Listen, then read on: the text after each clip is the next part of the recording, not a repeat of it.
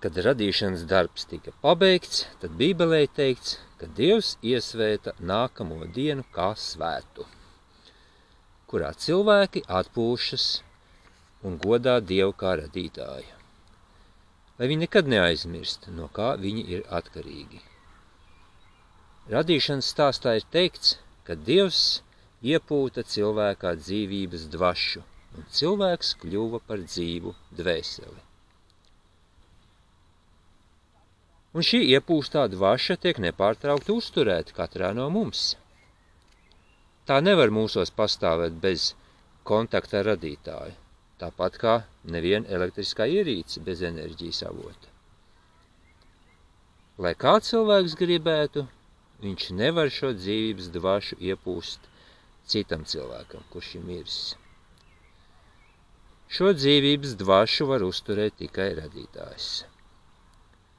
Radīt var tikai Dievs, jo radīšana ir cieši saistīta ar dzīvības dvašu. Cik bieži cilvēks pārņem šo vārdu, ka viņš kaut ko arī rada, viņš vai rada kādu krēslu, viņš saka, vai āmuru, varbūt pat mašīnu. Nē, cilvēks nevar neko radīt, viņš var tikai taisīt. Un Bībelē redzams, ka, kad Dievs dod cilvēkam kādu uzdevumu, viņš saka, taisi. Viņš nesaka radi. Un cilvēks to uztaisa. Un tad, kad cilvēks to ir uztaisījis, tad viņš to var atstāt. Bet ar radīšanu tā tas nenotiek. Bībelē teikts, ka tikai Dievā mēs rosāmies un esam. Un tā Dievs iesvētīja 7. nedēļas dienu, kas, kā Bībelē ir teikts, ir kā zīme starp mums un radītāju.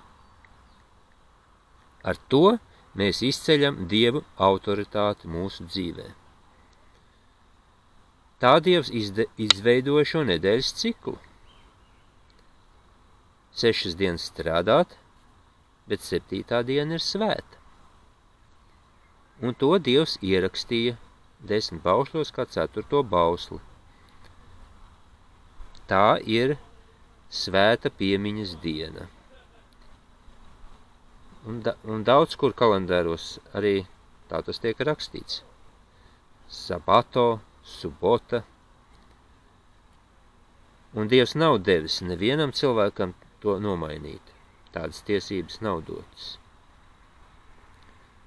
Bet ļoti drīz būs jāizšķiras, kad piespiedīs svinēt nedēļas 1. dienu, kādu autoritāti mēs izvēlēsimies, Dievu vai cilvēku. Bet Dievs savus uzticīgos ļaudis nekad neatstās. Un mums būs jāizvēlās. Un no šīs izvēles būs atkarīga mūsu mūžīgā dzīve, mūsu mūžīgās dzīves liktenis, ko Dievs mums piedāvā. Un Dievs ir arī norādījis, kā zabata būs svētīta. Viņš saka no saulrieta 6. dienas vakarā, kas ir šajā laikā piekdiena, līdz saulrietam nākošajā vakarā.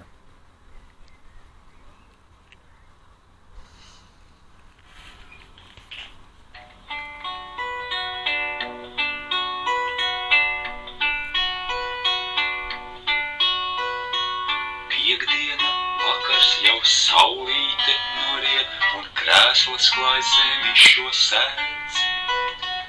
Pēdējās dziesmas, ko putni dziedā, kostur pilsētā laternas dēns. Sveicināts sabats, kā gaidījām tevi, mums miers, lai no sirdīs mums plūst. Tikšanās brīdis no jauna ir pienācis, tuvu mums radītājs būs. Sveicināts sabats, kā gaidījām tevi, tavs miers, lai no sirdīs mums plūst. Tikšanās brīdis no jauna ir pienācis, tuvu mums radītājs būs. Skaists laimes mirklis, kā ēna no mūžības, tik jauku Dievs to mums dod. Katiņš šai laikā šīs pasaules rūpēs, nekad lai viņš mūs neatrod. Sveicināts sabats, kā gaidījām tevi, tavs miers, lai no sirdīs mums plūst.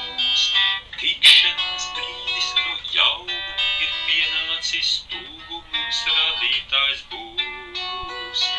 Sveicināts sabats, kā gaidījām tevi, tavs miers, lai no sirdīs mums plūs. Tikšanās brīdis no jauna ir pienācis, tuvu mums radītājs būs. Mūžības kungs atver parādes durvis, aiz tām liels pūks eņģeļu dzied. Dvēselē tavai ar prieku šo pildītai, ļauds būs tai pūkā drīz iet. Sveicināts sabats, kā gaidījām tevi, tavs miers, lai no sirdīs mums plūs. Tikšanās brīdis no jauna ir pienācis, tuvu mums radītājs būs. Sveicināts sabats, kā gaidījām tevi, tavs miers, lai no sirdīs mums plūs. Tikšanās brīdis no jauna ir pienācis, tuvu mums radītājs būs. Tikšanās brīdis no jauna ir pienācis, tuvu mums radītājs būs.